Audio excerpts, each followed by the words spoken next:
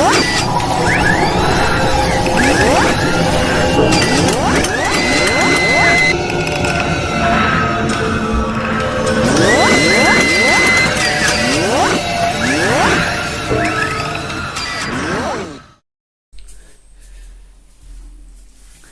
Dear all students, आप सभी कैसे हो? आई होप आप सभी ठीक होंगे। आपका फिर से स्वागत है आपके अपने चैनल लर्निंग क्लासेस के अंदर। डियर स्टूडेंट, जैसा कि आज आपको बताया, आपका एक नया लेक्चर ऐड होने वाला है जिसमें हम एक्सरसाइज नंबर 6.1 के बारे में बात करेंगे। ठीक है, जैसे मैंने आपके पिछले लेक्चर के अंदर आपके एक्सरसाइज नंबर 6.1 स्टार्ट कर दी थी, जैसे मैंने आपके लिए कुछ न्यूमेरिकल तक बता दिए थे। ठीक है, तो आज न्यूमेरिकल से आगे करेंगे। किसी बच्चे की कोई प्रॉब्लम नहीं आई है तो यानी न्यूमेरिकल के लिए आगे बढ़ाया जाएगा। कोशिश की जाए कि यानी ये वाली एक्सरसाइज आज ही खत्म की जाए। ठीक है, तो देखो इसके पहले मैं कुछ आपके लिए बताना चाहता हूँ। देखो जैसे आज आपके एक यानी किसी एक बच्चे ने ग्रुप के अंदर डाला भी था शायद, यानी मैंने स्टेटस भी देखा कि ये पर यानी एक न्यूज़पेपर की कटिंग लगी हुई है कि यानी यूजी और पीजी क्या आखिरकार इसके जो बच्चे होंगे वो थर्ड ईयर वाले को छोड़ के बाकी सभी बच्चे यानी फर्स्ट ईयर और सेकेंड ईयर वाले को बच्चे प्रमोट किए जाएंगे। ऐसी न्यूज आप लोगों ने शायद पढ़ी होगी। देखो ऐसा है कि आप लोगों के लिए जब कोई चीज जब पता ना हो ना, तब उस चीज के बारे में कंट्रोली चीज में सोचा करो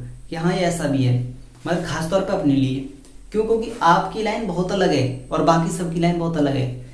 यूजी और देखो पीजी का मतलब आखिरकार होता क्या है। यूजी का मतलब आप शायद किसी के लिए पता होगा, किसी के लिए नहीं पता होगा। ऐसी ये यूजी होती है अंडर ग्रेजुएट, यानी अंडर ग्रेजुएट। ठीक है,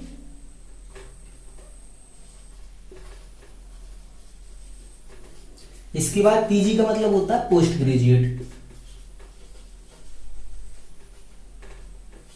ठीक है, अंडर ग्रेजुएट के अंदर आखिरकार कौन कौन सी चीज आती है आप जानते हो? कि आपके लिए बताया कि आखिरकार यूजी और पीजी के अंदर हमारा डिप्लोमा आता है कि नहीं, मतलब हमारी पॉलिटेक्निक आती है कि नहीं आती? तो ध्यान रखना कभी नहीं आती है। इन दोनों के अंदर हमारा कोई कोर्स है ही नहीं है। यूजी के अंतर्गत जो आते हैं आपके बीए, बीएससी, बीकॉम, ये सारी परीक्षा आती हैं। समझ में आया ना यार? पोस्ट ग्रेजुएट जो होती हैं आपके कोर्स जो होते हैं एमए, एमफिल, ये सारी चीज होती हैं, या एमकॉम। ठीक है, तो ये चीजों क्या कहलाती है? पोस्ट ग्रेजुएट के अंतर्गत आती है। हमारी जो लाइन है वो एक डिप्लोमा लाइन है जो ना तो यूजी के अंतर्गत आती है ना तो आपकी पीजी के अंतर्गत आती है। समझ में आया कि नहीं आया? तो डिप्लोमा वालों के लिए ऐसा कोई भी नोटिस जारी नहीं किया है कि भैया आपके लिए प्रमोट किया जाएगा। ठीक है, ये जो बात चल रही है ये ओनली जो बात चल रही है केवल बीए और बीएससी की बात चल रही है। आप लोगों की इसमें कोई भी बात नहीं है। ठीक है, जो अखबार के अंदर कटिंग आ रही है वो केवल इन दोनों के लिए बात चल रही है। क्या आखिरकार इन दोनों का क्या करें? ठीक है, यानी प्रमोट होंगे तो इन दोनों के ऊपर डिपेंड कर रहा है मामला। आप लोगों के ऊपर कुछ भी नहीं है। आप लोगों की केवल अभी एक ही बैठक हुई है, यानी एक ही आपकी मीटिंग कराई गई है, बोर्ड ने एक ही मीटिंग की है जिसमें बस केवल इतना बताया गया है कि केवल अभी बच्चों के प्रमोट होंगे या ना होंगे वो उनका इस सेमेस्टर का रिजल्ट निर्धारित करेगा। क्या आखिरकार उसके बाद विचार करेंगे वो लोग। यानी पहले अभी आप देखो, पहले आपकी वाली कॉपी तो चेक नहीं हो रही थी, यानी पहले सेमेस्टर वाली, तो अब वो कॉपी चेक होना स्टार्ट हो गई है। ठीक है, तो उसने बोर्ड ने ये कहा है कि सबसे पहले बोर्ड यानी जो आपका पहले सेमेस्टर का जो पेपर हुए हैं, ठीक है, तो उनके लिए पहले देखा जाएगा कि आखिरकार उसके अंदर आप लोगों की परफॉर्मेंस कैसी रही है, यानी रिजल्ट कैसा रहा है। अगर आंकड़े परसेंटेज के लो दिखेंगे तो किसी भी कीमत पर बोर्ड प्रमोट नहीं करेगा। समझ में आया ना? ये बात उसमें सीधी दी गई है कि यानी पहले जो है आपकी क्लास ऑनलाइन चला दी जाए। हालांकि यानी अभी कोई डिसाइड नहीं है होगा कि नहीं होगा, लेकिन ऑनलाइन क्लास चलाने का मतलब यही है अगर कि आप लोगों के लिए प्रमोट किसी कीमत पर नहीं किया जाएगा। समझ में आया नहीं आया? क्यों? क्योंकि अगर मान देखो यूजी और पीजी की जो क्लास है वो ऑनलाइन नहीं चल रही है, इस वजह से उन लोगों को जब पढ़ाया नहीं जा रहा है तो प्रमोट तो करना पड़ेगा। लेकिन इसके अंदर भी दो बातें कि एक बार जो बच्चा प्रमोट हो चुका है, वो तो किसी कीमत पर प्रमोट होगा ही नहीं। ठीक है, फर्स्ट ईयर सेकेंड ईयर की जो बात कर रहे हैं, लेकिन उसके अंदर ये भी कह दिया है कि यानी एक बार जो बच्चा 2020 के अंदर प्रमोट कर दिया था वो बच्चा प्रमोट अब इस बार नहीं होगा, ये बात उसने कह दिया। लेकिन आज का तो भाई कोई ऐसा मामला ही नहीं है। प्रमोट होने की और नहीं होने की बात तो आप लोगों की डिसाइड ही नहीं हुई है। कुछ भी बात की ही नहीं आ रही है आपकी यानी टेक्निकल बोर्ड इस बात की कोई बैठक नहीं कर रहा है कि हमारे लिए बच्चे प्रमोट करने हैं या नहीं करने हैं। तो इस बात के लिए आप मन के अंदर से निकाल दो कि आगे हम जो होंगे वो प्रमोट होंगे कि नहीं होंगे। ठीक है, तो अभी तक फिलहाल में बस अपनी ऐसा कोई भी चीज नहीं है कि आप हम कंफर्म कह देंगे हाँ भाई प्रमोट होंगे या नहीं होंगे।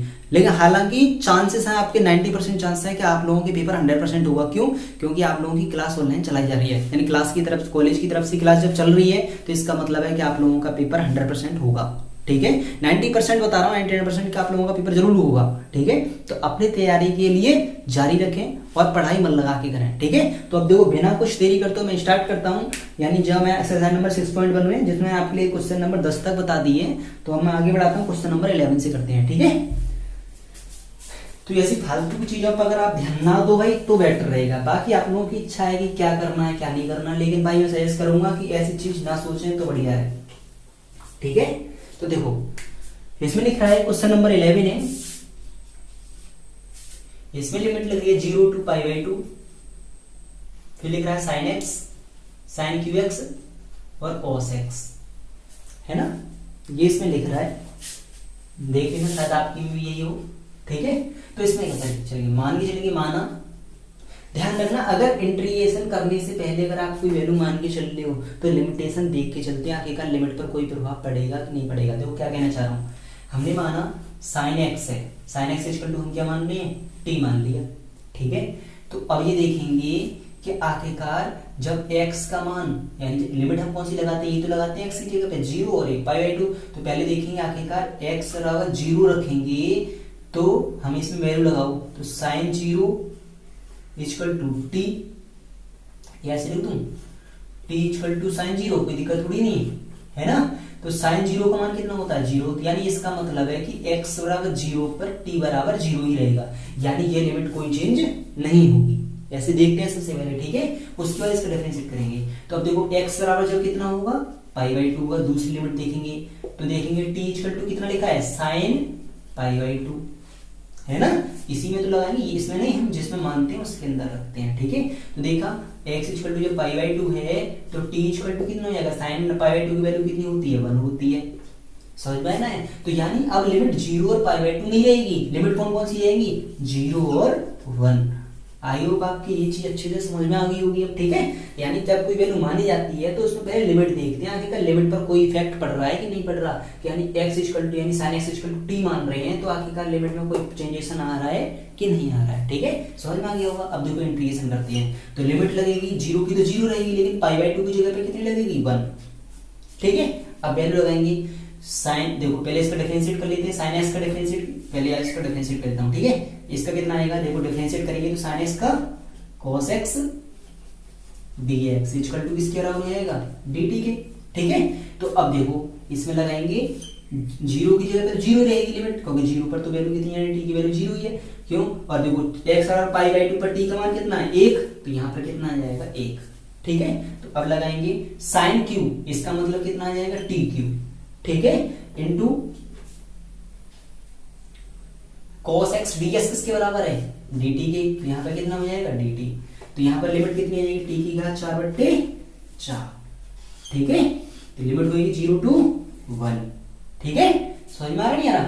अब देखो लिमिट लगाएंगे, अपर लिमिट यानी 1/4 तो बाहर निकाल दो, तो लगाएंगे अपर लिमिट 1 माइनस के 0, यानी अपर लिमिट माइनस के लोअर लिमिट को 1 की घात 4 आएगा। ठीक है, तो 1 की घात तो कुछ भी हो तो वो तो 1 ही रहता है, तो आंसर कितना आ जाएगा, 1/4। आगे बात समझ में आ गया। क्वेश्चन देखते हैं आंसर कितना आ रहा है, 11 में क्वेश्चन है 1/4 ही आ रहा है। ठीक है, आई होप आपके क्वेश्चन अच्छे से समझ में आ गया होगा। ठीक है, तो आप पहले इसका स्क्रीनशॉट ले लो।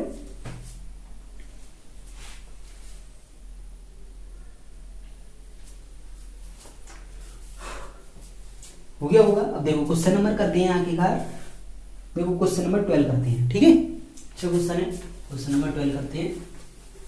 तो भाई देखो अपनी तैयारी के लिए आप ऐसी फालतू की बातों को ना देखो, अपनी तैयारी को जारी रखो तो बहुत बेटर रहेगा। ठीक है, एग्जाम की मत सोचो। देखो क्वेश्चन नंबर 12 है। ठीक है, इसमें लिमिट लग रही है 0 to π/2, 0 to π/2 लिख रही है। इसके बाद cos x लिख रहा है अपॉन के। ठीक है, इसमें लिख रहा है 1 प्लस के sin x,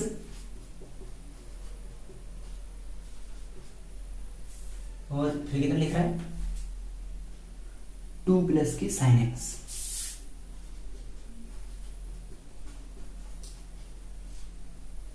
ठीक है। और यहाँ पे कितना ds लिख रहा है, अब इसका करेंगे 0 to पाई बाई 2 लिख रहा है, तो मान के चलेंगे माना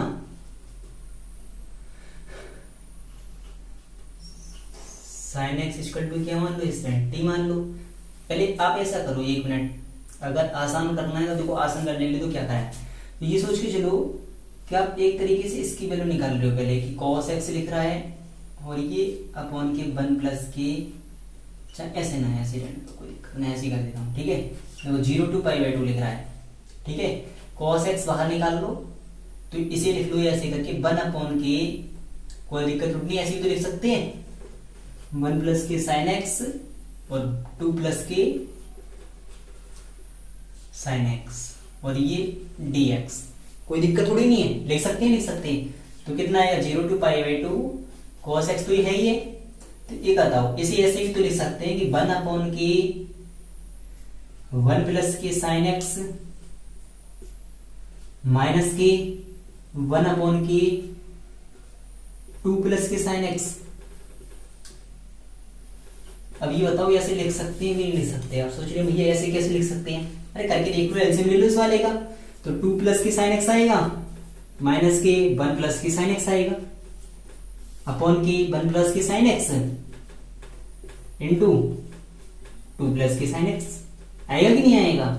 तो ये बताओ ब्रैकेट खोलेंगे तो माइनस प्लस माइनस, ठीक है, साइन एक्स से साइन एक्स कट गया, 2 में से 1 जाएगा तो कितना बचेगा 1, तो नीचे यही तो रह जाएगा, ऐसे ही तो लिख रहा है, होगा कि नहीं होगा?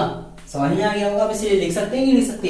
देखो फिर कितना आएगा, करके चलेंगे 0 to pi by 2 cos x upon के 1 प्लस के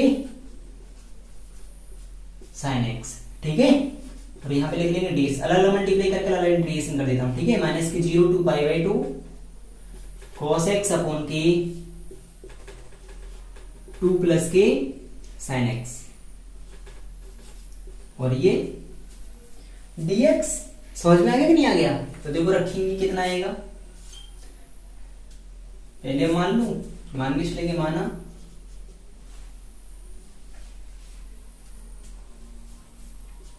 1 प्लस के साइन एक्स इक्वल टू कितना मान लो t, इसका डिफरेंशिएट करो तो कितना आ गया cos x dx equal to dt, ठीक है। इसमें लाके चलेंगे, इस वाले में मान लेंगे 2 प्लस की sine x equal to u, तो इसका कितना आएगा sine x dx equal to du, कोई दिक्कत थोड़ी है, करके चलो कितना आएगा 0 to पाई बाई 2 लिमिट चली रही है, तो cos x t इसका करवा dt के, तो 1 अपॉन के t dt माइनस के 0 to पाई बाई 2, इसमें करेंगे तो कितना आएगा साइन एक्स, यानी साइन एक्स नहीं cos x आएगा, ठीक है। ये du के बराबर है तो 1 अपॉन के u du, कोई दिक्कत थोड़ी नहीं है। तो कितना आ जाएगा, देखो इसे करेंगे 0 to pi by 2 1 upon T का इंटीग्रेशन कर दो, कितना होता है log t, और इसमें लिमिट लगेगी कितनी 0 to पाई बाई 2, ठीक है। माइनस के log u 0 to pi by 2, क्योंकि 1 अपॉन u का भी इंटीग्रेशन log u होता है, ठीक है। अब लगाएंगे तो कितना आएगा log t की मान लगाओ, t की वैल्यू कितनी है 1 प्लस के साइन एक्स, log 1 प्लस के साइन एक्स, ठीक है, 0 to पाई बाई 2 माइनस के log 2 प्लस के साइन एक्स, ठीक है, 0 to पाई बाई 2। समझ में आ गया नहीं आ गया? अरे t का मान रख दिया t और u का, ठीक है, तभी तो लिमिट लगती है, उससे पहले थोड़ी लिमिट लगेगी। अब देखो कितना आएगा, इसमें लगाएंगे log अपर लिमिट 1 प्लस के साइन एक्स, साइन एक्स का मतलब कितना आएगा साइन पाई बाई 2, ठीक है, माइनस के लोअर लिमिट log 1 प्लस के साइन 0,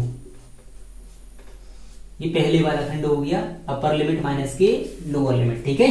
फिर माइनस के अपर लिमिट लगाएंगे log 2 प्लस के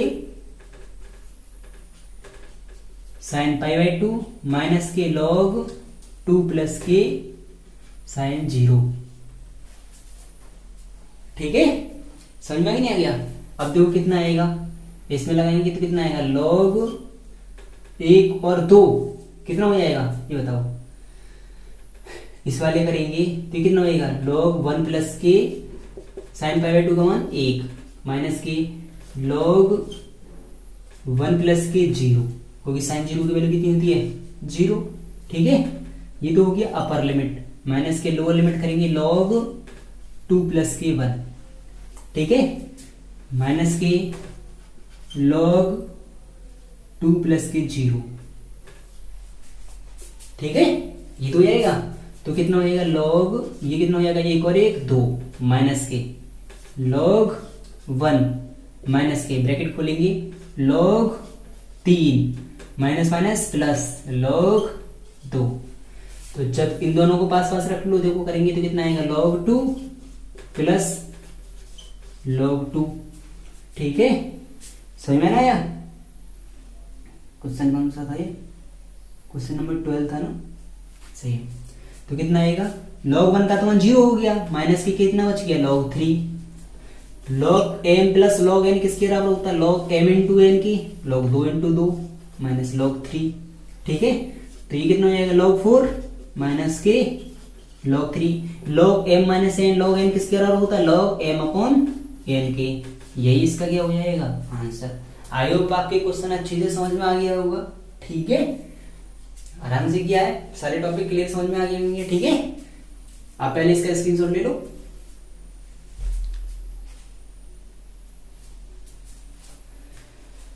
ले लिया? देखो क्वेश्चन आगे बढ़ाते हैं, समझ में आ गया होगा। देखो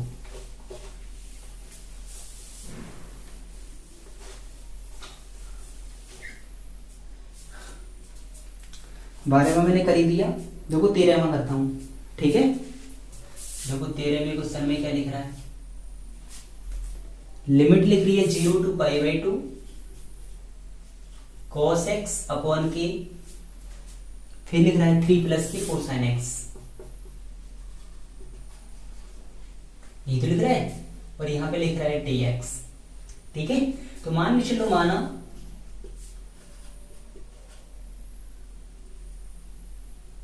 डायरेक्ट कर दूं sin x इक्वल टू, या पूरा मान लो, कोई दिक्कत थोड़ी नहीं है, 3 प्लस के 4 sin x equal to t। ठीक है, तो देखो, या आप अगर मानना चाहो तो कोई दिक्कत ना, sin x के लिए भी मान सकते हैं, बात एक ही आएगी निकल के। इसका डिफरेंशिएट करेंगे तो कितना आ जाएगा, cos x dx equal to किसके बराबर हो जाएगा, dt के। ठीक है, अब देखो रखे चलेंगे तो कितना आएगा, इसमें रखो,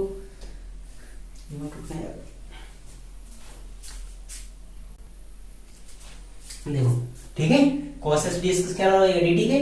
तो देखो अब इसमें लिमिट देखेंगे, आखिरकार लिमिट का फर्क देखेंगे, तो बाद में करोगे डिफरेंशिएशन के लिए। ठीक है, पहले लिमिट का अंदर देख लो कि जब x बराबर कितना होगा, 0 होगा, तो हम कहेंगे t बराबर कितना होगा, sin 0 होगा। होगा कि नहीं होगा, तो हम कहेंगे x इक्वल टू, जब 0 है तो t इक्वल टू भी कितना है 0, क्योंकि sin 0 की वैल्यू कितनी होती है 0। रखेंगे जब x इक्वल टू कितना होगा, पाई बाई 3 होगा, तो t इक्वल टू कितना आ जाएगा, sin पाई बाई 3। तो रखेंगे x equal to pi by 3 minus के t equal to sin pi by 3। कहीं sin 60 का मान कितना होता है, अंडर रूट 3/2, यानी लिमिटेशन का चेंजेशन होगा, तो हम लगाएंगे। देखो अब इसका डिफरेंशिएट करो, कितना आएगा, लिमिट कौन सी रहेंगी, अब ये दोनों रहेंगी। ठीक है, अब कितना आएगा, sin x का cos x dx equal to dt। सही है, ऐसे करेंगे तो सही रहेगा, आसान हो जाएगा। देखो करो कितना आएगा, 0 की जगह 0 रहेगा, लेकिन पाई बाई 2 जगह पे कितना आ जाएगा, पाई बाई 2 नहीं है, पाई बाई 3 है। ठीक है, पाई बाई 3 लिख रहा होगा ना, पाई बाई 3 है। पाई बाई 3 की जगह पे कितना आएगा, अंडर रूट 3/2, यानी लिमिट हो जाएगा अंडर रूट 3/2। तो cos x dx किसके बराबर है, dt के, तो 1 अपॉन के 3 प्लस के 4t, और यहाँ हो जाएगा dt। ठीक है, तो लगाओ, इंटीग्रेशन करेंगे तो कितना आएगा, log 3 प्लस के 4t अपॉन के 4। क्यों, क्योंकि 3 प्लस 4t के द्वारा से करना पड़ेगा, 1 अपॉन x मान के करने से ठीक है, कोई 3 का 0 हो गया, 40 का 1 हो गया, तो यानी 40 इंटू 1 तो आएगा, तो 4 ही तो आएगा, 4 का डिवाइड कर लेंगे नीचे, तो कितना आएगा 0 अंडर रूट 3/2। ठीक है, अब देखो कितना आएगा,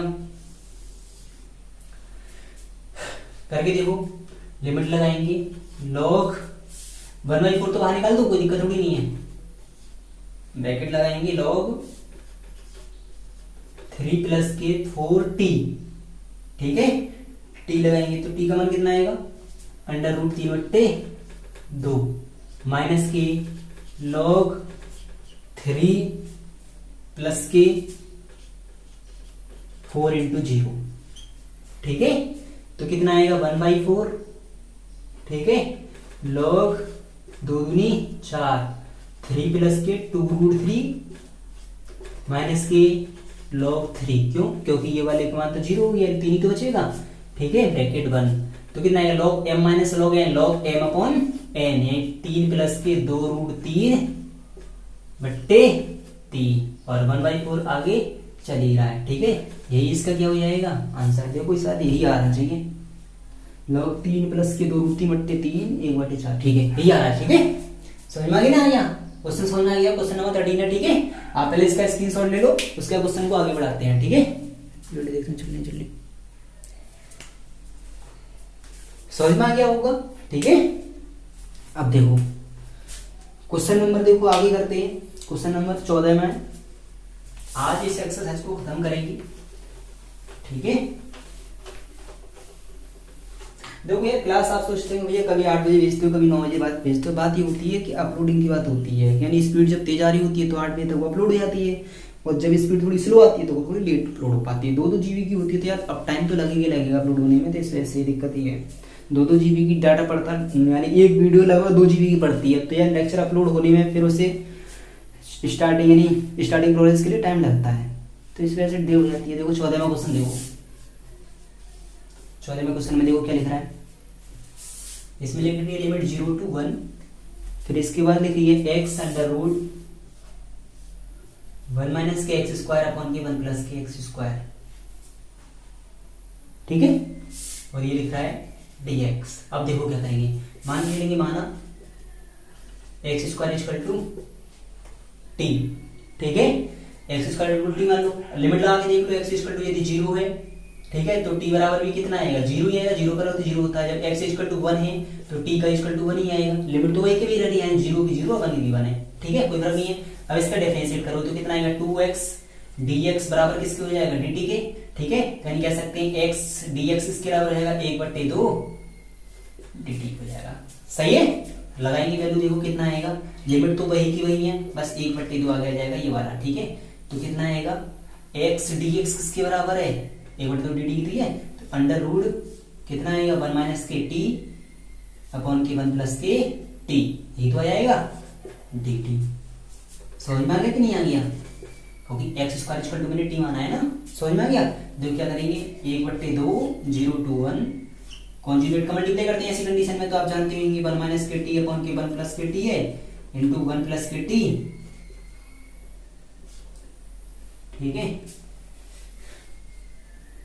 और 1 प्लस के टी, सही है, सही लिखा है ना मैंने, सही लिखा है। अब देखो कितना आएगा 1/2 0 to 1 करेंगे तो कितना आएगा अंडर रूट 1 माइनस के टी स्क्वायर अपॉन के 1 प्लस के टी का स्क्वायर, यही तो हो जाएगा, है ना, और यहाँ पे कितना चल रहा है dt। अब देखो क्या करेंगे,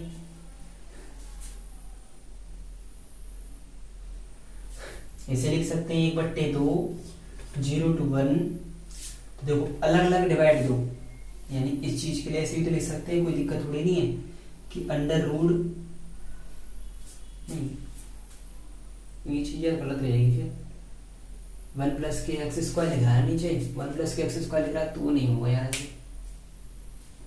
1 प्लस के टी स्क्वायर है, एक मिनट रुको, काम लग दिया हमने तो जी ऐसे ही 1 minus x square equal to t माना है, एक्स इक्वल टू 0 अब 1 प्लस के, अरे यार इसके कॉन्जुगेट का मल्टीप्लाई करेंगे तो 1 माइनस के टी आएगा ना, ऐसे सोच सकता है, ठीक है, समझ में आया ना क्या?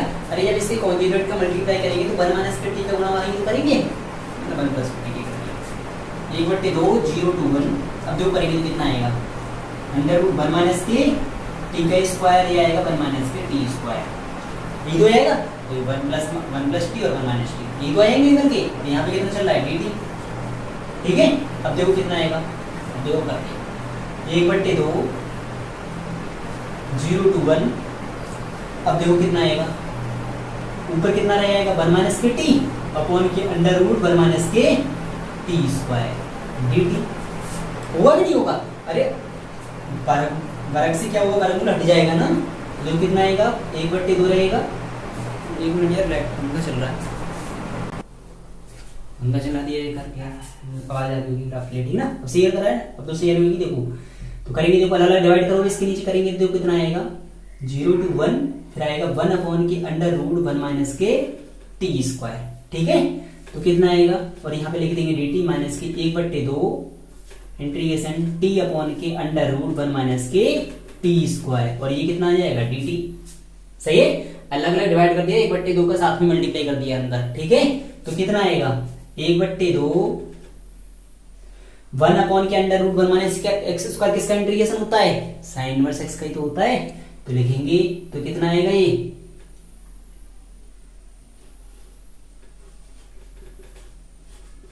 साइन इनवर्स टी, ठीक है, और लिमिट लगेगी 0 to 1, सही है, फिर आएगा माइनस के 1/2, अब देखो भाई इस पहले ही काम करते हैं, चलो फिर नहीं तो उसकी दिक्कत रहेगी, इसे मान लो I1 फिर इसे मान लो I2, इसी में करूंगा तो घसट सी लगेगी, इस वजह से पहले I1 को सॉल्यूशन करते हैं, तो I1 का मान कितना आएगा 0 to 1, अभी मैंने सॉल्व किया था 1 अपॉन के अंडर रूट 1 माइनस के टी स्क्वायर लिख रहा है, dt लिख रहा है, तो इसका आएगा साइन इनवर्स टी, और ये आएगा 0 to 1, तो यहाँ पे लगाएंगे साइन इनवर्स, देखो हमने लिमिटेशन का तो कोई अंतर नहीं पड़ा है, तो हम लिखेंगे साइन इनवर्स 1 माइनस के साइन इनवर्स 0, आपको देखिए एक्स स्क्वायर के लिए लगाया यार, लिमिट तो वही की वही है ना, इस वजह से टी के 1 पे लगा देंगे, ठीक है, तो ये कितना आएगा, फिर अब लगाएंगे कितना आएगा साइन इनवर्स 1 की वैल्यू, यानी यहाँ पे लिख सकते हैं साइन इनवर्स 1, तो यहाँ पे कितना लिख सकते हैं साइन π/2, कोई साइन ऑफ का मान 0 होता है, तो साइन इनवर्स साइन 0, कोई साइन 0 वैल्यू 0 होती है, तो ये कितना आएगा π/2 माइनस के 0, तो यहाँ पे कितना हो जाएगा π/2, यानी I2 की वैल्यू कितनी आ गई, ये आगे निकल गई, सही है। अब देखो I यानी I1 की वैल्यू अब निकालेंगे, I2 का मान, I2 का मान कितना लिख रहा है t अपॉन के अंडर रूट 1 माइनस के टी स्क्वायर लिख रहा है भैया, ठीक है, क्योंकि dt लिख रहा है, तो हम मान के चलेंगे माना लिमिट है 0 to 1, तो मान के चलेंगे माना 1 माइनस के t square equal to u square, ठीक है, या कह सकते हैं अंडर रूट 1 माइनस के टी यानी अंडर रूट यानी 1 माइनस के टी अंडर रूट 1 माइनस के t square equal to u square, मान यू मान लेंगे तो बराबर हटेगा जाएगा, बदल जाएगा, ठीक ना, जो करेंगे डिफरेंशिएट करेंगे, देखो आप लिमिट लगा लो, लिमिटों के ऊपर कोई फर्क नहीं पड़ने वाला, ठीक है, तो जो करेंगे तो कितना आएगा, इसमें आएगा देखो इसमें करेंगे तो आएगी माइनस के 2t, ये dt इक्वल टू 2u, और ये हो जाएगी du, 2 से 2 कट गया, तो कह सकते हैं t dt इक्वल टू कितना हो जाएगा माइनस के u du, यही तो आ जाएगा। अब देखो करेंगे तो कितनी आएगी वैल्यू निकल के, तो यानी हम कह सकते हैं I2 की वैल्यू कितनी आएगी, रखो कितना आया मान निकल के 0 to 1, ठीक है, अब लगाएंगे देखो कितना आएगा t dt किसके बराबर है, माइनस की u du के बराबर है, ठीक है, अब देखो कितना आएगा अपॉन के 1, ये किसके बराबर माना है, ये पूरा फंक्शन किसके बराबर माना है, ये वाला फंक्शन u के बराबर ही तो माना है, क्या u स्क्वायर के बराबर है ना, तो ये वाला कितना बन जाएगा u स्क्वायर, है ना, अरे ये बताओ यार अंडर रूट 1 माइनस के टी स्क्वायर है, नहीं सॉरी, तो यहाँ पे यू आएगा खाली, क्योंकि अंडर रूट 1 माइनस के टी स्क्वायर किसका ये यू स्क्वायर इक्वल टू आपका 1 माइनस के टी स्क्वायर, तो यू इक्वल टू कितना आएगा अंडर रूट 1 माइनस के टी स्क्वायर, है ना, तो इसका रहेगा यू की, तो यू से तो यू कट गया, ठीक है, तो कितना आएगा 0 to 1 माइनस के माइनस वन आगे निकाल दें, 1 रह जाएगा डी यू, तो कितना आएगा -1 तो है ही आगे, तो रह जाएगा u और 0 to 1, तो लिमिट लगाएंगे -1 तो है ही है, माइनस यानी 1 माइनस के 0, तो कितना आएगा 1। ठीक है, तो इस हिसाब से इसका आंसर कितना आएगा 1/2, तो वैल्यू लगाएंगे 1/2 i2 i1 माइनस के 1/2 i2, यही तो है। तो 1/2 i1 की वैल्यू कितनी आई थी π/2, सही है, माइनस के 1/2 i2 का मान कितना आया निकल के 1, तो कितना आएगा π/4 माइनस के 1/2, देखते कितना आ रहा है, π/4 माइनस के 1/2 आ रहा है। ठीक है, यही इसका क्या हो जाएगा आंसर हो जाएगा। समझ में आ गया कि नहीं आ गया? अरे मैंने i1 का जो मान आया था वो उठा के रख लिया सी इक्वेशन, मैंने यहाँ पर यहीं तो सॉल्यूशन कर रहे थे हम, यहाँ पर मैंने ये इक्वेशन लिख ली और यहीं पर ये वैल्यू लगा दी फिर। ठीक है, i1 और i2 की आंसर ये आगे निकल गई। समझ में आ गया नहीं आ गया? उसे समझ में आ गया है तो आप पहले इसका स्क्रीनशॉट ले लो। ठीक है, उसके क्वेश्चन को आगे बढ़ाते हैं। ठीक है, 14 क्वेश्चन तक हो गए,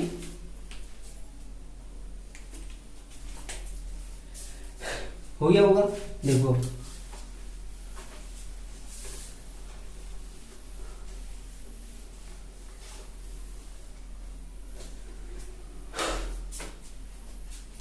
पंद्रहवें क्वेश्चन देखो,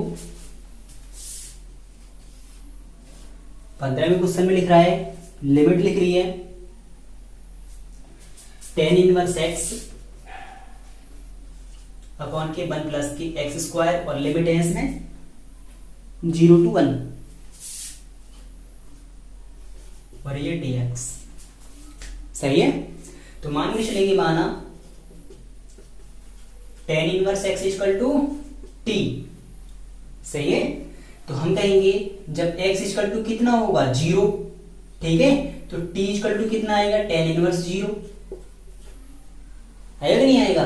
तो कहेंगे x इक्वल टू 0 होगा तो t इसे लिख सकते हैं इस वाले फंक्शन को, इसे t इक्वल टू ऐसे तो लिख सकते हैं tan इनवर्स, चाहे इसी के साथ लिख देता हूं। ठीक है, tan इनवर्स tan 0, तो tan 0 वैल्यू 0 होती है, तो x इक्वल टू जब 0 होगा तो t इक्वल टू भी कितना आएगा 0। लिमिट देखेंगे ना, जब x इक्वल टू कितना होगा 1, तो t इक्वल टू कितना आएगा tan इनवर्स 1। जब x इक्वल टू 1 होगा तो t इक्वल टू कितना आएगा tan इनवर्स tan π/4। ठीक है, जब x इक्वल टू 1 होगा तो t इक्वल टू कितना आएगा tan इनवर्स से tan कटेगा तो कितना बचेगा π/4, यानी लिमिट कितनी हो जाएगी अब 0 और 1/4। अब इसका हम क्या करेंगे, डिफरेंशिएट करेंगे, तो tan इनवर्स x का कितना होता है 1/1 प्लस के x square, dx equal to किसके जाएगा dt के। अब लगाएंगे, देखो 0 की जगह पे तो 0 रहेगी लिमिट, क्योंकि 0 की जगह पे कितना 0 है, लेकिन 1 की जगह पे कितना है π/4, तो यहाँ पे कितनी लिमिट लग जाएगी, बस x इक्वल टू कितना माना था t, और dx अपॉन के 1 प्लस के x स्क्वायर किसके बराबर है dt के, तो यानी कह सकते हैं dt आ जाएगा यहाँ पर। ठीक है, तो कितना आ जाएगा यहाँ पर, अगर करेंगे तो आएगा t स्क्वायर बट्टे 2, 1/2 बाहर निकाल लेते हैं। ठीक है, t स्क्वायर बट्टे 2 आएगा वैसे तो 0 to π/4। सही नहीं है, ये तो आएगा क्योंकि t का जब डिफरेंशिएट कर इंटीग्रेशन करेंगे तो t स्क्वायर बट्टे 2 तो आएगा, तो 1/2 तो बाहर निकाल दो, तो लगाएंगे π/4 का होल स्क्वायर माइनस के -0 का स्क्वायर। ठीक है, तो कितना आएगा 1/2 पाई स्क्वायर बट्टे 16 माइनस के 0, तो कितना आएगा पाई स्क्वायर बट्टे 2 × 16, तो कितना आएगा पाई स्क्वायर बट्टे 32। यही इसका क्या हो जाएगा आंसर, देखते हैं कितना आ रहा है, पाई स्क्वायर बट्टे 32 ही आ रहा है। समझ में आ गया नहीं आ गया? ठीक है, आगे क्वेश्चन अच्छे से समझ में आ गया होगा, तो क्वेश्चन के लिए आप पहले स्क्रीनशॉट ले लो, उसके क्वेश्चन को आगे बढ़ाते हैं, जल्दी तो नहीं होता ना। ठीक है, समझ में आ रहा है ना? वीडियो के लिए देखो थोड़ा नहीं, आपने ये नहीं क्वेश्चन है याद आपने बढ़ा दिया आगे, स्किप क्वेश्चन के लिए मत किया करो हमेशा, नहीं ये नहीं कि हाँ इसे तो मैं कर दूंगा, देखिए वीडियो के रिजल्ट आगे बढ़ा दिया। अरे कोई चीज ऐसा होता है कि किसी क्वेश्चन के अंदर कोई ऐसी चीज बता दी जाए जो कि अच्छी समझ में, ऐसा होता था कि क्लास के अंदर की जब और ऑफलाइन पाते थे कि भैया ये तो क्वेश्चन मेरे पास आता तो मैं बाहर जा रहा हूँ घूमने, ऐसा होता है क्या? नहीं होता ना। तो यानी चीज देखते हैं उस टाइम पर बिल्कुल ध्यान से देखते हैं, तो यही अंतर हो जाता है ऑफलाइन के अंदर ऑनलाइन के अंदर, कि हम लोग क्या करते हैं ये तो हम कराता है, तो इस वजह से उस वीडियो के लिए क्या करते हैं जल्दी जल्दी आगे बढ़ा देते हैं। देखते नहीं है कोई ध्यान से, यानी सारा लेक्चर एक तरफ से बिना स्किप किए यदि देखोगे तो आपके लिए ऑफलाइन जैसा ही फील होगा कि हम ऑफलाइन पढ़ रहे हैं। क्यों? क्योंकि अगर आप सारी चीज एक तरफ से देखोगे ध्यान से मन लगा के तो सब कुछ समझ में आता है। बस डिपेंड करता है कि आप कैसे देख रहे हो, ध्यान से देख रहे हो या खाली फॉर्मेलिटी पूरी कर रहे हो। ठीक है, तो फॉर्मेलिटी पूरी नहीं करनी, सारी चीज ध्यान से देखनी है, ध्यान से अच्छी तरह से सीखनी है। ठीक है, देखो क्वेश्चन अब आगे बढ़ाते हैं। क्वेश्चन नंबर मैंने 15 तक कर दिए। ठीक है, अब देखो एक बार देखते हैं वीडियो चल रही है। ठीक है, देखो देखते हैं क्वेश्चन नंबर देखो 16 देखते हैं। 16 में देखो क्या लिख रहा है, इंटीग्रेशन लिख रहा है, कहाँ गया, 0 to π/2 ना, 0 to π/2। फिर लिख रहा है, कहाँ गया, 1/4 प्लस के 5 sin x dx। अब ये क्वेश्चन मैंने आपके लिए कराया होगा, मैंने आपके लिए पिछले एक्सरसाइज में बताया था कि 1/a प्लस के b cos x लिख रहा हो या 1/a प्लस के b sin x लिख रहा हो, तो हमेशा sin x और cos x के अंदर क्या लगाते हैं, tan वाला फॉर्मूला लगाते हैं। बताया था कि नहीं बताया था, ये बताओ, बताया था ना। तो दो करेंगे फिर क्या है, 0 to π/2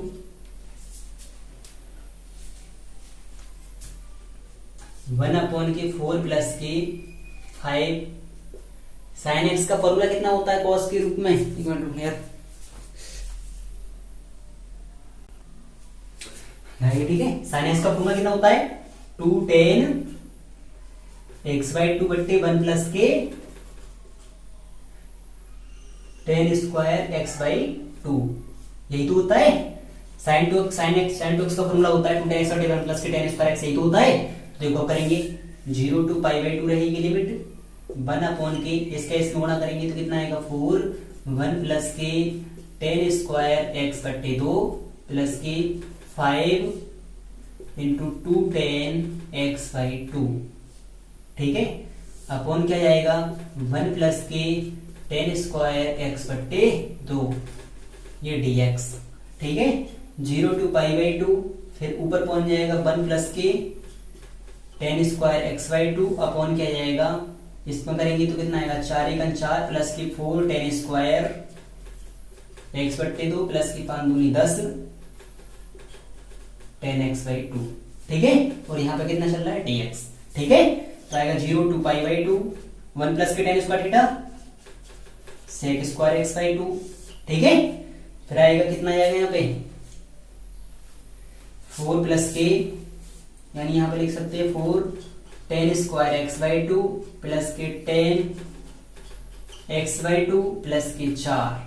सही है, यही तो आएगा। अब मान यानी मान के चलेंगे, देखो यार पहले की तरह tan x/2 इक्वल टू क्या मानेंगे t। ठीक है, tan x/2 equal to t माना तो सबसे पहले क्या करेंगे, लिमिटेशन को देखेंगे आखिरकार लिमिट पर कोई अंतर पड़ रहा है कि नहीं पड़ रहा। ठीक है, देखेंगे जब x इक्वल टू कितना होगा 0, तो ठीक है, तो देखेंगे तो t इक्वल टू कितना आएगा tan 0 बट्टे 2, तो यानी कह सकते हैं x बराबर 0, तो t इक्वल टू कितना आएगा tan 0, है ना, तो यानी ये तो आएगा। और कह सकते हैं x बराबर 0, तो t इक्वल टू भी कितना आएगा 0, का tan 0 की वैल्यू तो आपकी 0 होती है। अब देखेंगे x इक्वल टू कितना होगा π/2। ठीक है, x इक्वल टू π/2 है ना, यहाँ पे π/2 तो होगा, लिमिट कितनी रखी है, यानी 0 to π/2 दे रखी है। ठीक है, तो देखो इसमें देखेंगे 0 to π/2 और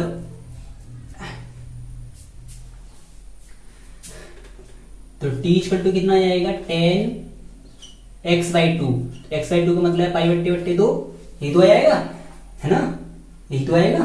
तो देखो कितना आएगा x इक्वल टू आएगा π/2, तो हम कह सकते हैं t इक्वल टू कितना आएगा tan π/4, दो नीचे हो जाएगा। ठीक है, तो कहेंगे x इक्वल टू यदि π/2 है तो t इक्वल टू कितना आएगा tan π/4 की वैल्यू कितनी होगी 1।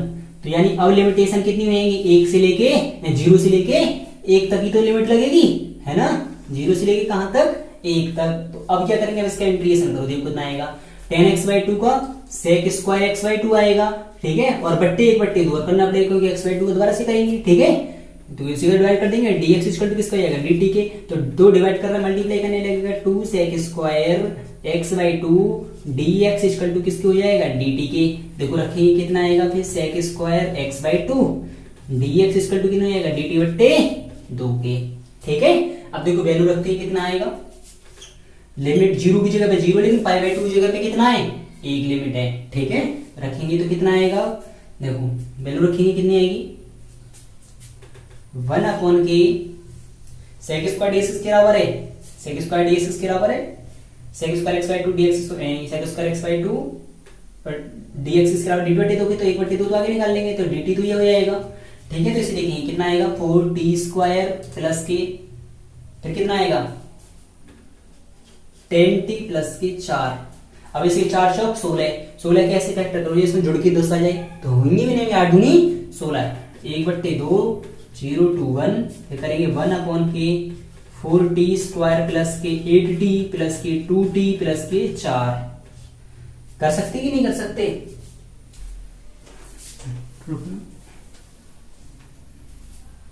अब देखो इसका करेंगे तो देखो कितना आ जाएगा, इस पे करूँ या इसी पे करूँ, इसी पे कर देता हूं। ठीक है, तो देखो इस रफ कर, पहले आप इसका स्क्रीनशॉट ले लो। ठीक है, समझ में आ रहा है ना, स्क्रीनशॉट ले लो, इसका ले लिया होगा। अब देखो आगे करते हैं, सही है, देखो करेंगे तो कितना आएगा 1/2 0 to 1 1 अपॉन के 4t स्क्वायर तो है ये, फैक्टर करेंगे 8t प्लस के 2t प्लस के 4। ठीक है, और ये dt तो 1/2 चल ही रहा है, 0 to 1 लिमिट चल रही है, 1 अपॉन के करेंगे तो कितना आएगा 4t स्क्वायर, यानी 4t इसमें से कॉमन लेंगे तो कितना बचेगा t प्लस के 2, सही है, प्लस के 2 इसमें से कॉमन लेंगे तो कितना बचेगा t प्लस के 2, और यहाँ पर आ जाएगा dt। ठीक है, समझ में आ गया कि नहीं आ गया। अब देखो करेंगे तो कितना आएगा 1/2, इसमें करेंगे तो 1 अपॉन के कितना आ जाएगा 4t प्लस के 2 और t प्लस के 2, और ये कितना हो जाएगा dt। ठीक है, समझ में आ गया ना, आ गया, लिमिट चल रही है 0 to 1। ठीक है, अब देखेंगे 1/2, अब इसका देखो करेंगे, ये बताओ अब इस वाले फंक्शन को सॉल्व करने के लिए अब ये कौन सा फंक्शन बन गया, मुझे ये बताओ, याद आ रहा है कुछ, क्या ऐसा कौन सा फंक्शन बन गया है, याद आ रहा है, हाँ भैया याद आया कि ये पार्शियल फ्रैक्शन के अंदर आंशिक भिन्न से जब किए थे तो लीनियर नॉन रिपीटेड फंक्शन बनना नहीं बनना, तो करके चलेंगे माना 1 अपॉन के 4t प्लस के 2। ठीक है, ये कह सकते हैं आंशिक भिन्न से, पहले आंशिक भिन्न से इसका सॉल्यूशन करेंगे। ठीक है, 4t प्लस के 2 और t प्लस के 2 इक्वल टू कितना मानते हैं a अपॉन के 4t प्लस के 2 प्लस के b अपॉन के t प्लस के 2, यही तो करते हैं। तो इसके और क्या लेते हैं, इसका एलसीएम t प्लस के 2 और a प्लस के b 4t प्लस के 2 अपॉन कितना आ जाएगा 4t प्लस के 2, और यहाँ पर आएगा t प्लस के 2 1 तो चाहे देखो सही है, आंसर से करेंगे तो अब देखो 4t प्लस के 2 t प्लस के 2 ये कट जाएगा तो कितना आएगा 1 इक्वल टू t प्लस के 2 और यहाँ पर a प्लस के b 4t प्लस के 2, सही है। अब देखो हम कहेंगे a के लिए किसके वेक्टर को 0 रखते हैं, 40 प्लस के 2 को रखेंगे, 40 प्लस के 2 इक्वल टू 0, तो हम कह सकते हैं 40 इक्वल टू माइनस के 2, तो कह सकते हैं 2 दूनी 4, तो t इक्वल टू कितना आएगा माइनस के 1/2, यही तो आ जाएगा। रखेंगे किस में, ये समीकरण नंबर 1 होता है और ये समीकरण नंबर 2, समीकरण 2 से, सही है। रखो वैल्यू कितनी आएगी, तो 1 इक्वल टू देखो कितना आएगा t की, यानी t की अगर माइनस के 1/2 प्लस के 2 और यहाँ पर आएगा a प्लस के b 4 इंटू माइनस के 1/2 प्लस के 2। ठीक है, 4 माइनस के 2 प्लस के 2 0, यानी यहाँ पर बचेगा 2 दूनी 4 में से एक जाएगा माइनस के, यानी माइनस के 1 में से प्लस के 4 जाएंगे प्लस के 3, तो प्लस के 3/2 इंटू a, ये 1 चल रहा है, तो मल्टीप्लाई करेंगे तो कितना आएगा, ये तो 0 हो गया, तो करेंगे a इक्वल टू कितना आएगा 2/3, पहले मैं इसमें एक डाल दूं। ठीक है,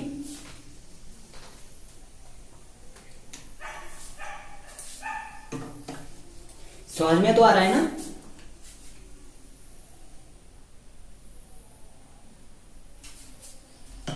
देखो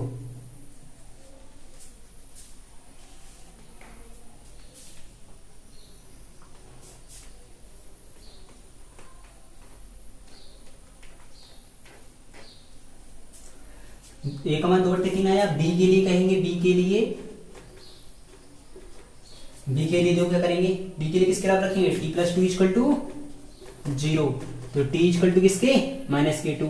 समीकरण किसमें, 2 में रखने पर, ठीक है। 2 से रखेंगे तो कितना आएगा, 1 इक्वल टू ए यानी -k2 प्लस k2, ए प्लस के बी 4 इंटू -k2 और फिर प्लस k2, ये तो आ जाएगा। तो 1 इक्वल टू तो 0 हो गया, ये आएगा, देखो करेंगे b इंटू 4 दूनी -8 प्लस k2 -6 बचेगा, ये तो बचेगा, ठीक है। देखो करेंगे तो कितना आएगा, -6, यानी b इक्वल टू कितना हो जाएगा फिर -k1/6। a का मान ये आ गया, b का मान ये आ गया, इसमें उठा के रख लेंगे, किसमें, समीकरण 1 में, इस वाले में रखेंगे। देखो कितना चल रहा है, आप सोच लेंगे ये सारे फॉर्मूले इसी में अप्लाई हो गए, भैया ऐसे होता है 1/2, तो इसे लिखेंगे, लिमिट लग रही है 0 to 1, इसे हम ऐसे तो लिख सकते हैं। a का मान कितना आया था निकल के, देखो इससे 1/2 बाहर ले लिया, तो a का मान रखेंगे, अलग अलग लगा दूंगा, ठीक है। a की वैल्यू कितनी आई थी, 2/3, तो 2/3 मैंने इसके आगे लिख लिया, ठीक है। a वाले का मान 2/3 है ना, तो 1/k 40+2, ठीक है, dt। फिर यहाँ प्लस के लिख रहा है, प्लस के b का मान कितना आया था निकल के, -1/6, तो प्लस माइनस इंटीग्रेशन 0 to 1 कितना आएगा, t प्लस के 2, और यहाँ पे कितना आएगा, dt। समझ में आ गया, नहीं आ गया। अब देखो कितना करेंगे, ब्रैकेट बंद, 1/2 तो है ही है, 2/3 रहेगा, इसका मान लगाएंगे तो कितना आएगा ये बताओ, log 40 प्लस के 2 है ना, 1/t का मान, ये तो होता है इंटीग्रेशन, तो लेकिन log 40 प्लस 2 का करेंगे, तो 40 प्लस 2 का डिफरेंशिएट करेंगे तो कितना आएगा, 4 इंटू 1 प्लस के 0, 4 ही तो आएगा, तो 4 का डिवाइड करना पड़ेगा नीचे, ठीक है। और यहाँ पे लिमिट लग जाएगी, तो मजरा कोष्टक कर देता हूँ यहाँ पे, ठीक है। तो यह ऐसा कर देते हैं, यहाँ पे बड़ा कर लेते हैं, नहीं मजली कर देते हैं, सही है।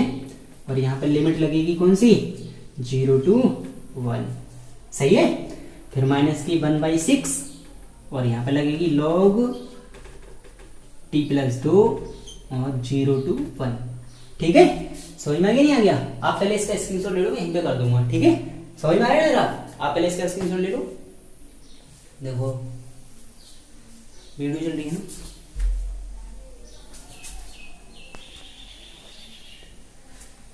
समझ में आ रहा है। देखो आगे करते हैं, देखो अब लगाएंगे अपर लिमिट माइनस के लोअर लिमिट, ठीक है। देखो करेंगे तो कितना आएगा, या ऐसे कर, चलो कोई दिक्कत नहीं, कर देते हैं, 1/2 तो बाहर ही रखते हैं, बाद में कर देंगे मल्टीप्लाई, तो 2/3, 2/3 कितना हो जाएगा, 12, तो बाहर कर लो, बहुत आती है, 12 हो जाएगा, तो लगाएंगे लिमिट log 4 इंटू 1 प्लस के 2, फिर माइनस के log 4 इंटू 0, फिर प्लस के 2, सही है, यही तो आ जाएगा। अब लगाएंगे -k1/6, ठीक है, 1/6 तो है ये, ब्रैकेट में लगाएंगे log 1 प्लस के 2, फिर माइनस के log 0 प्लस के 2, ठीक है। और यहाँ पे मजला कोष्टक, ठीक है, ये तो आएगा। अब देखो करेंगे तो कितना आएगा, 1/2 तो है ही है, मल्टीप्लाई करेंगे तो कितना आएगा, 2/12, सही है। तो log इसमें कितना हो जाएगा, 2, 2, 4, 1, 4, 4 और 2, 6, log 6 माइनस के ये 0 और ये log 2, यही तो हो जाएगा। चाहे इसके लिए भी बाहर ही रहने देते हैं, ठीक है। तो ये तो आएगा मान निकल के, इस वाले का 2/12 है, तो ब्रैकेट के बाहर है, तो ये भी ऐसे रहने दो, सॉल्यूशन करेंगे बाद में, ठीक है। -k1/6 तो है ही है, तो log 3 माइनस के log 2, यही तो आ जाएगा, सही नहीं है, 2 और 1 3, 0 प्लस 2, तो ये तो आ जाएगा। अब देखो कितना आएगा, 1/2 तो है ही है, 2/12, log m माइनस n किसके बराबर होता है, log m/n के log 6/2, ठीक है, यही तो आएगा। माइनस के 1/6 तो है ही है, सही है। तो फिर कितना आएगा, इसमें करेंगे करेंगे तो क्या आएगा, log 3/2, ठीक है, 2 तिया 6, तो यानी कह सकते हैं 1/2, तो कितना आएगा, 2 से 2 छिक्के 12, ठीक है, तो 1/6 log 3 माइनस के 1/6 log 3/2, यही तो हो जाएगा। अब देखो इसमें करेंगे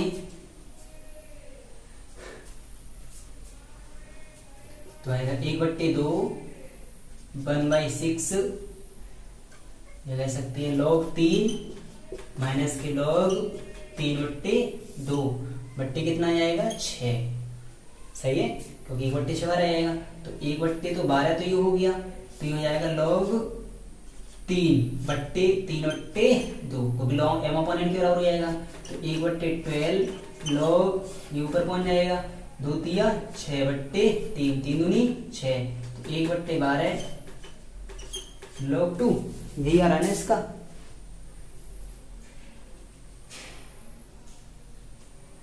सोलह में 1/3 log 2, या कहाँ पे गलती कर दी,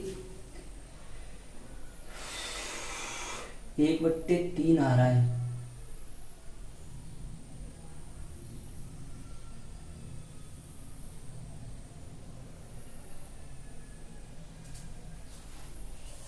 एक बट्टी 3 कहाँ से आएगा यार, 1/12 आना चाहिए। चलो आप लोग करके देखना, अगर आप लोगों के साथ नहीं हो, वैसे यहाँ तक है ऐसे ही 1/12 ही आना चाहिए, तो ये कहता है यार करके देखना 1/12 आ रहा है, तो यहाँ पे हो सकता है मैंने कहीं रूट घटाऊं कुछ गलती कर दी हो, लेकिन होगा ऐसी सेम टू सेम, ठीक है। और अगर आप पे देखो 2 क्वेश्चन बचे हैं, अब 2 क्वेश्चन में यदि आप पर नहीं हुआ तो आप मुझे बता देना, क्योंकि ये भी बताने हैं। तो आज के लिए बस इतना ही, मिलेंगे कल। मेरी तरफ से 2 खत्म हो गया, लेकिन आप लोग 2 क्वेश्चन छोड़े हैं मैंने, तो आप 2 क्वेश्चन करके देखना। हालांकि अगर किसी से नहीं होते तो कोई दिक्कत नहीं, वैसे देखो मैंने इससे आगे वाला जो क्वेश्चन है 17वां क्वेश्चन है, तो आप कौन से तरीके से करना है, इससे पहली वाली जो एक्सरसाइज थी मैंने कहा था cos स्क्वायर x से गुणा अंश में भाग करेंगे और हर के अंदर भी, फिर क्वेश्चन हो जाएगा, ठीक है। क्यों, क्योंकि इसमें बन जाएगा sec स्क्वायर x और नीचे sec स्क्वायर थीटा, और अपॉन के नीचे बन जाएगा a स्क्वायर प्लस के b square tan square theta, तो tan theta equal to t मान देंगे, फिर दोबारा से इसी तरह कर देंगे, ठीक है। समझ में आ गया ना, गया, ठीक है। और आगे वाला क्वेश्चन आप दिमाग मार के देखना, एक आध क्वेश्चन तो कर देंगे, नहीं होता तो कोई दिक्कत नहीं, मिल लेने, लेकिन भेज जरूर देना। आज की वजह तो ये वाले क्वेश्चन हुए नहीं है, तो मैं कल आपके लेक्चर के अंदर बता दूंगा, ठीक है। तो मिलेंगे कल को नए लेक्चर नई वीडियो के साथ। आज के लिए स्टूडेंट्स बस इतना ही, ठीक है। Thank you dear all students.